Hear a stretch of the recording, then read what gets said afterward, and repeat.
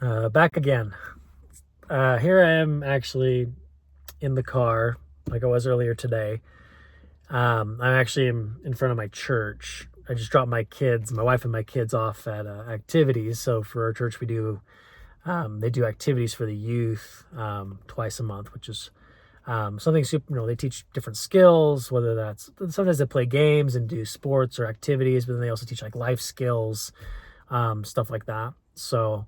But anyways, I'm dropping them off here. We just came from soccer practice, and I had a experience with my daughter earlier today, actually, while we were driving to soccer practice. My kids are in a phase, so again, they're 9 and 10 years old. And if any of you that have a 9 and 10 year old know, this is the age of questions, right? Lots of questions. They're really starting to understand the world around them.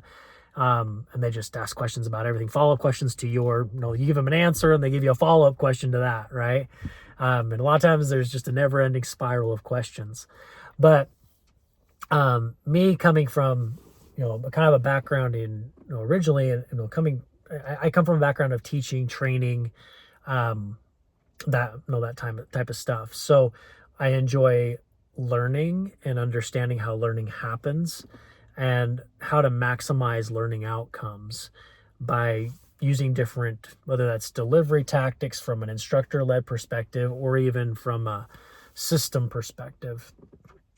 But I don't want to go down my career in any way. What I'm trying to talk about is I had a moment where my daughter was asking me a question, or my son and my daughter, they're sitting here in the back, and they were asking me questions. And the topic of conversation is, Dad, who do you think would win in a fight? This animal or this animal? This is not an uncommon occurrence for us. This happens in the car quite a bit. And what I think really incited it was they found those books in their school library where it says, it does that, right? Like Python versus anaconda, who would win? And then the book basically kind of goes over the facts of each animal and basically the logic and the reasoning behind why this one may win and this one may not, or why it would be a tie, etc. But the conversation came up is, my daughter asked me, Dad, who do you think would win? A great white shark, a tiger shark, or a bull shark? And I began to, I'm not a person that studies animals by any way, shape, any stretch of the imagination. But we all read books and watch the Discovery Channel.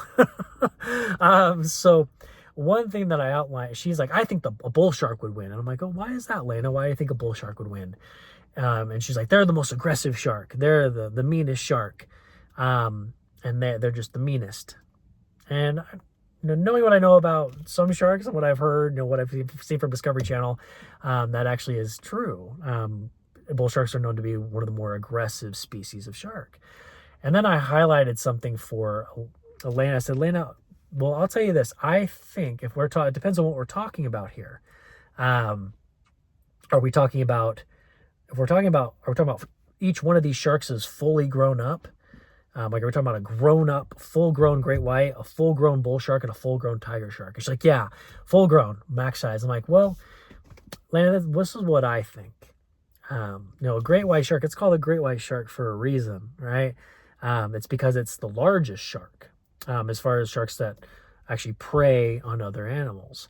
The great white shark gets, I don't remember exactly what I said, but great white sharks get like 20 feet. A bull shark can get like 12, 13 feet. Tiger sharks can get like around 15 feet. Again, I don't fact check me on that, but I think I'm more or less accurate. But we know the great white shark is the biggest.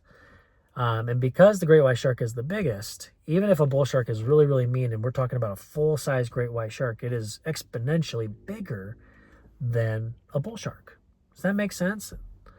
And she actually just stared at me for a second. I looked back at her. Actually, she was just sitting right there. And she looked back at me. She was just staring at me, like kind of nodding her head and just staring at me like that, kind of wide-eyed. And I thought she was going to say something, but she just stared at me, wide-eyed. And this probably went on for a good 10 seconds. And that's, for those that have little girls or little kids, that's an abnormally long amount of time for them to just sit there after were discussing a topic or they've asking a question. And I'm like, Lena, does that make sense? And then she still kind of sit there, and then I'm like, Lena, are you okay? And she's like, yeah, I'm actually, and she's still like, she's paused for probably another second or two. And she looked at me and she was like, yeah, no, I'm just thinking about what you're talking about. And I agree. And why that hit, this moment kind of hit me, from a parenting perspective, but also from a learning perspective. Having been in the corporate world, and I teach, having been in the training side of things and learning and development side of things, a lot of times we always kind of, sometimes we have to take the fire hose approach, right? And I think that we do take that approach with kids, because there's just so much, we know that there's just so much for them to learn. A lot of times when there's a topic that we know that someone knows so little about, we have a tendency to overwhelm them, right? And give them just so much information. And I think that sometimes we think that we're helping them. And I think there is a place for that, because I think if someone is sprayed with a lot of information, they also understand there's so much to learn, and then that I think sometimes this is how we sometimes perceive it, is that they see there's so much to learn, so they're motivated to just learn faster, right? Because they got to master this topic, or this subject, or whatever it may be. But I also have seen this in the corporate world, and also with kids. I spent a lot of time teaching kids when I was in church volunteers. Again, I'm not an expert by any way, shape, or form as far as child development, but sometimes I think we need to take a step back and understand. Like, one thing I was starting to see with my daughter here, is sometimes we're so quick to respond, or so quick to give more information, and just kind of go off, right? Like thinking, this is good. I'll give her all this information, all these facts. And a lot of the learning studies and learning books that I know, one that I would be is The Growth Mindset by Carol Dweck, would be one of those. But the concept of just mass amounts of information, mass amounts, will actually demotivate people. And the reason why that kind of is, and because one thing is you can remember facts, right? Information, I think we're very good at remembering facts as people. That's easy to remember. But actually taking it into processing information to a point where it's something we can actually, it's not only in our conscious brain, right? It's actually in our subconscious, so it's actually there to be pulled from our long-term memory, right? And so you can be useful, applicable information that we can apply or that we can implement, right? But I noticed with my daughter, what she was doing is that these new facts and logic that I was giving her, she was processing them. She was critically thinking about it. And if I had done what my normal tendency is to do, which is like this, and that, and I didn't look back and I just kept going this, that, and the other, she may have not latched onto that information and started to really think about it and understand how this information I gave her, the great white shark's the biggest shark and exponentially bigger than these other ones, that assuming that the other ones are all full grown, that would probably equate to it beating the other sharks. And I could see that she was critically thinking about it. And whenever we're presenting new information to somebody, or we're learning new information, I think we need to sometimes give ourselves that grace and give ourselves that moment to really process the information, and really digest it, not just to memory, but also to even see it in an applicable, and an application type setting. Because this example that I gave her, I think she was really visualizing this. She said she was thinking about it, really thinking about this information I had given her. And it started to click in her brain, and it was clicking. And I'm just telling you what I'm perceiving here, because she was just staring at me and just really looking at me. And I could tell she was, and I asked her if she was okay, and she just paused for a second, like, yeah, I'm just really thinking about what you said. And again, this is such a trivial thing, right? But I think it's applicable to anything in life.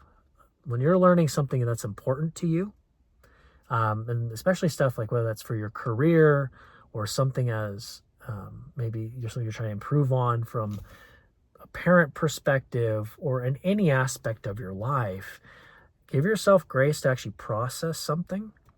If something's, no, you know something you're learning is important, really try to dissect it and understand that thing and even see it in an applicable, like not just a fact, right? But I'll be able to take it a step further to a practical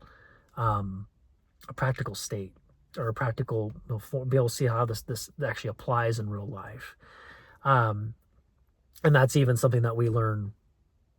That does show, like, we're visual people, and the more that we can visualize something, and the more we can visualize it, the more we're able to digest it, and actually truly learn it in a more practical sense. Anyways, that's just something I wanted to share, and I know it's probably a little bit, I'm talking in circles here a little bit, but I guess one thing, again, just highlighting what I just said here, talking from a personal perspective, allow yourself to process information if you know something's important, so that you can take it to that, not just memorize a fact, but really digest it and critically think about it, and see it in a real world application scenario.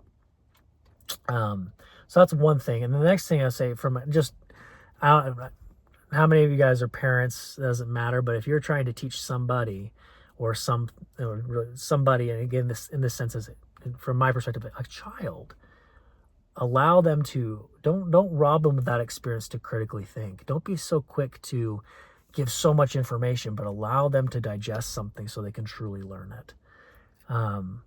That's just a thought I had. I'm gonna continue waiting here. Waiting here for a few more minutes. My wife and kids will be out soon, but I just wanted to share that with you. Always learn, but give yourself grace to process information so that it's there for long term.